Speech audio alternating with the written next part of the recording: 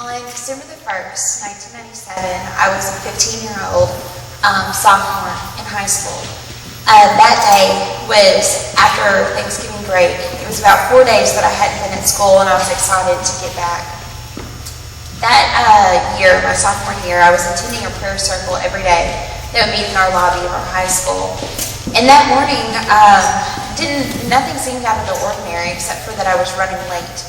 I knew I had to get to prayer circle in the morning, so I was trying to hurry up and put myself together as fast as I could. So, I took a shower, got my clothes on as fast as I could.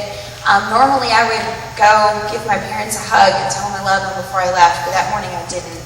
I yelled bye to them and ran out the door with my twin sister, and we jumped in our best friend's sister's car. She was a senior and she knew how to drive, so we jumped in her car and headed on to school, hoping that we weren't going to miss prayer circle. We got there that morning. There's about 30 or 40 of us that would meet in the lobby every morning. And I made it in time. Me and my twin sister did. We got to the circle and we prayed.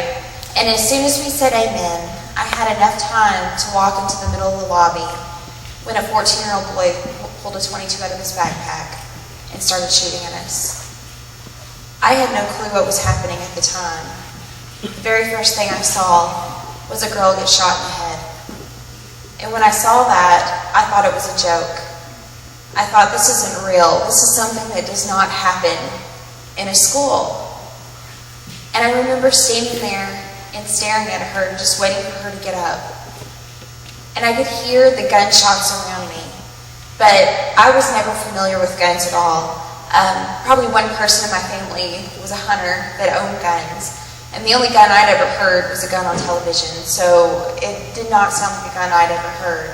What it sounded like to me was firecrackers. That was the closest to the sound that I could get, and so I thought, this is going with the joke, and I remember looking around and trying to find firecrackers, and I didn't see any.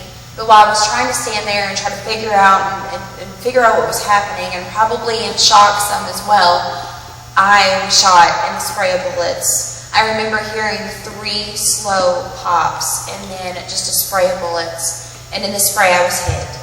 I remember my entire body just went completely numb. Even the impact of hitting the floor didn't even hurt. It was just, I just felt like I floated down to the ground. When I landed on the ground, my twin sister who was with me that morning pretty much saw what was happening and knew what was happening. She had already gotten down on the ground because she felt a bullet go through her hair. And actually caused a little red spot on the back of her head.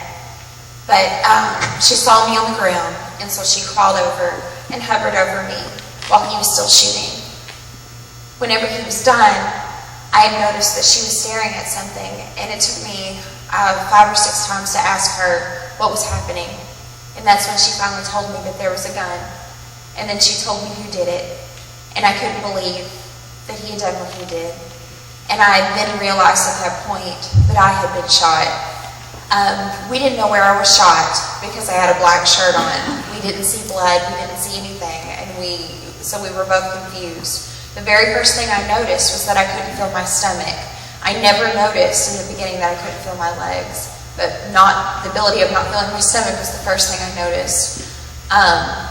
It scared us both, but I was feeling fine at the time. I wasn't feeling sick, I was feeling fine. And I told my sister, that I thought that I was going to be okay at that point because I didn't feel bad. Then we both noticed our best friend who was, she was walking around and she was crying and holding her shoulder. She'd been grazed on the left shoulder. And at the time she thought somebody had hit her. She didn't know what it would have ever felt like to be shot, but the graze of the bullet felt like somebody had hit her. And so she saw blood at that point, but then realized what was happening. But my twin sister told me to be strong, don't die. She'd be back to check on me after she checked on our best friend. So she went and checked on our friend, and at that point, after she checked on our friend, she started realizing that she started becoming very overwhelmed and felt like there was nothing else that she could really do in the lobby. And she felt bad for leaving. But she pretty much described herself as a 2-year-old lost in a department store, that couldn't find her parents.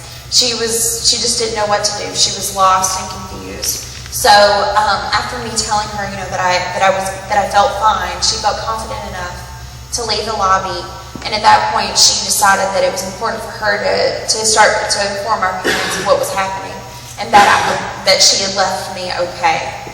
So she went to the gym where they were taking all the kids, and in the gym there's a payphone that she was able to use and call my parents before they heard anything on the television or anybody had called them first. She was able to let them know. But one very interesting thing I thought was that, my sister called and told my mother, and my mother just got this burst of energy to jump up and run and tell my dad what was happening. He was outside with the dog. My mother has osteoporosis and crippling arthritis, so she just jumped up out of her bed and ran to the front door to let my dad know what was happening. And so my dad and my mother jumped in the car and then went to the hospitals. There's 2 hospitals in Paducah.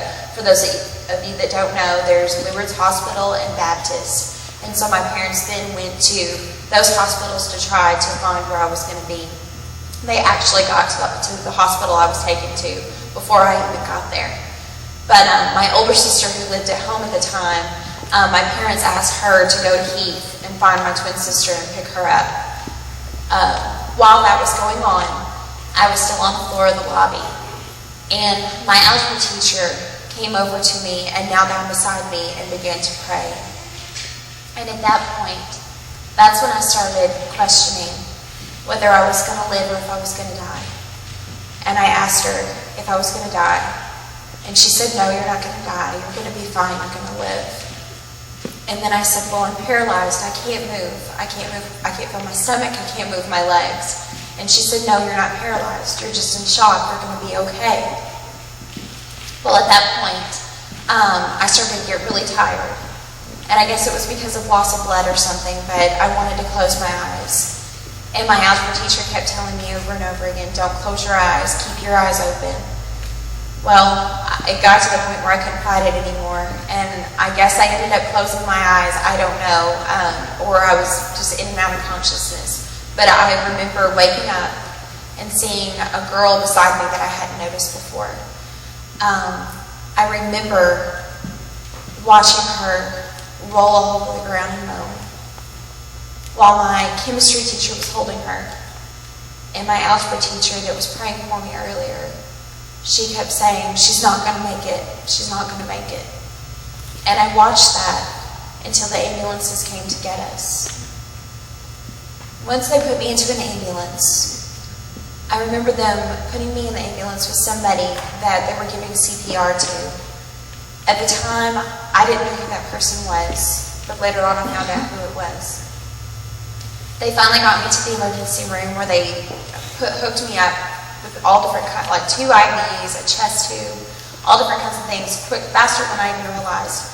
And after they hooked me up to all the different things, they started to perform a test to just kind of see, where I was paralyzed and if I could move anything.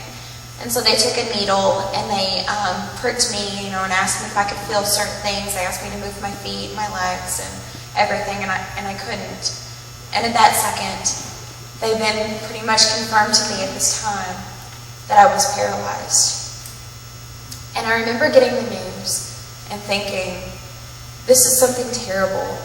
I need to be upset. They just told me that there's a possibility I would be paralyzed for the rest of my life. But it was like I had this sense of that I was already prepared for this. I even remember trying to make myself cry because I was afraid that I would look crazy if I wasn't upset about this.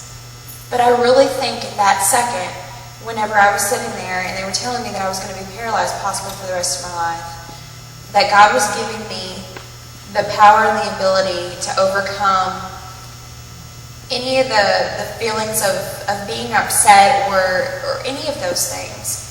Because even whenever, it was just very weird, even when I was laying on the floor of the lobby that morning, and after my teacher praying for me and me questioning whether I was going to live or die, whenever I came back to consciousness after that, I had this sense of just peacefulness and that I knew I was going to be okay and that I could fight this.